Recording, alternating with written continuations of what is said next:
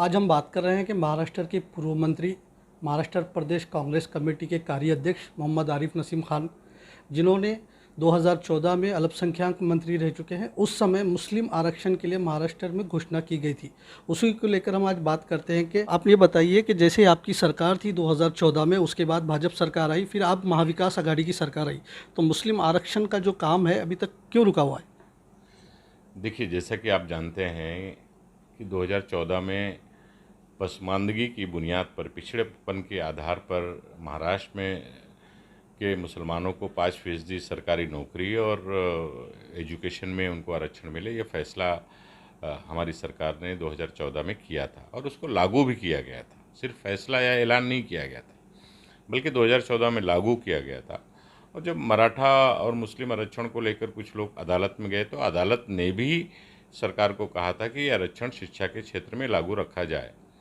लेकिन बदकिस्मती से 2014 में जब चुनाव हुआ, सरकार बदल गई, भारतीय जनता पार्टी की सरकार आई और भारतीय जनता पार्टी की सरकार ने मुस्लिम आरक्षण पे कोई काम नहीं किया। हम लोग महाराष्ट्र की विधानसभा में, चाहे मुंबई का अधिवेशन हो, महाराष्ट्र नागपुर का अधिवेशन हो, हर अधिवेशन में मांग करते रहे, लेकिन उस समय की तत्कालीन सरकार ने सिर्फ आश्वासन दिया, काम कुछ किया नहीं है। अब महाविकास आघाड़ी की सरकार बनी है पिछले 2 साल से।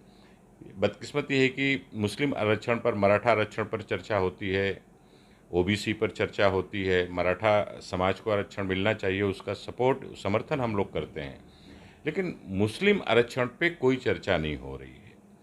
पिछले दिनों हमने जब बात की तो ये कहा गया कि 50% की जो अट है, सुप्रीम कोर्ट ने जिस तरह से मराठा समाज का आरक्षण पर रोक लगा दी है, उसी तरह से कोई आरक्षण दिया नहीं जा सकता जब तक उसमें रिलैक्सेशन नहीं होगा। मोदी सरकार, जब तक केंद्र की सरकार 50% का जो अट है, कंडीशन है, उसमें रिलैक्सेशन देकर राज्य सरकार को अधिकार नहीं देती, तब तक हम ले नहीं सकते। लेकिन इस पर काम होना चाहिए, सीरियसली काम होना चाहिए। और जब हम दूसरे समाज को आरक्षण देने की चर्चा करते हैं तो मुस्लिम समाज को भी उसमें जोड़कर और उस पर भी बहस और उस पर भी चर्चा होनी चाहिए, ये हमारा मानना है।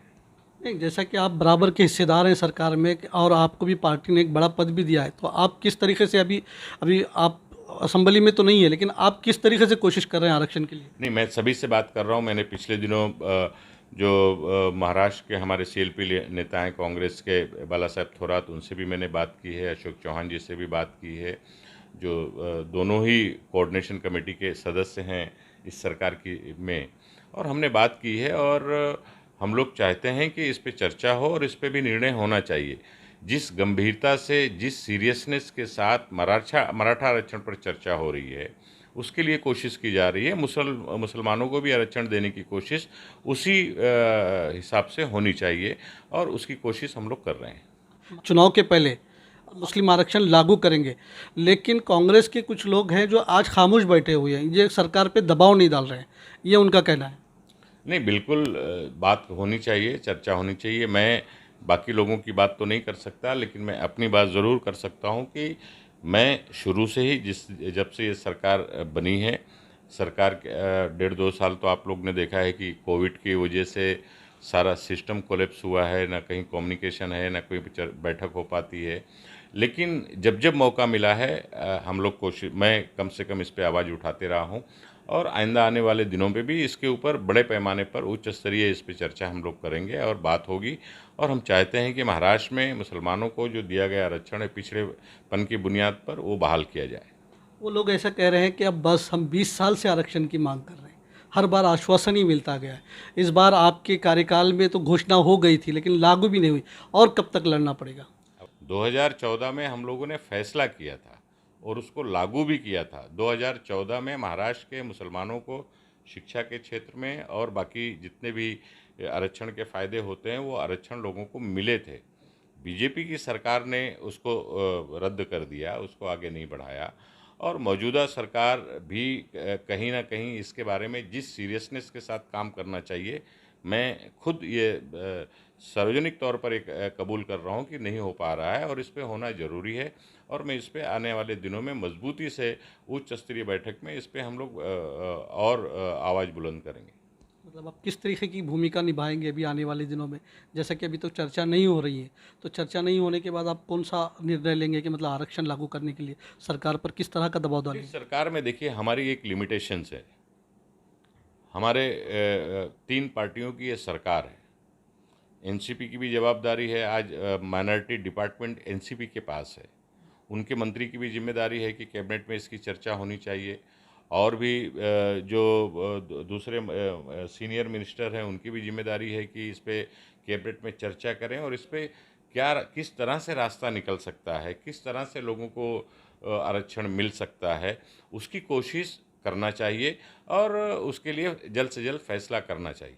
महाराष्ट्र में अब कांग्रेस का साथ दिया है, तो उनको आप क्या कहना चाहेंगे इस बारे में आरक्षण को लेकर?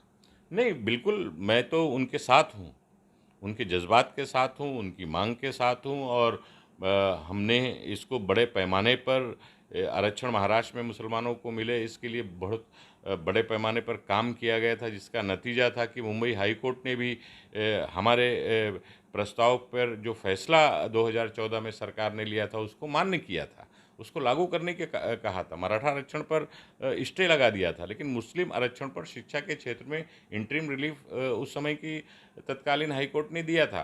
तो आरक्षण महाराष्ट्र के मुसलमानों को मिलना चाहिए, ये हमारी मांग है और हमारी आने वाले दिनों में कोशिश रहेगी और इसके ऊपर जितनी भी लड़ाई लड़ना पड़ेगा, अपनी ही सरकार से क्यों ना लड़ना पड़े, हम लोग लड़ाई लड़ेंगे और महाराष्ट्र के मुसलमानों को आरक्षण दिला के रहेंगे। आखिरी सवाल ये है कि मुंबई के जो मुस्लिम लीडर्स हैं वो महाराष्ट्र के ग्रामीण लेवल के मुसलमानों के साथ थोड़ा अन्याय करते हैं, उन्हें बराबरी का हिस्सा नहीं देते, चाहे जो भी मसलों पे हो, उन्हें वक्त के हिसाब से उनको साथ नहीं लेते। एक ऐसा एक ग्रामीण मुसलमानों का या राजकीय कार्यकर्ताओं का भी कहना है।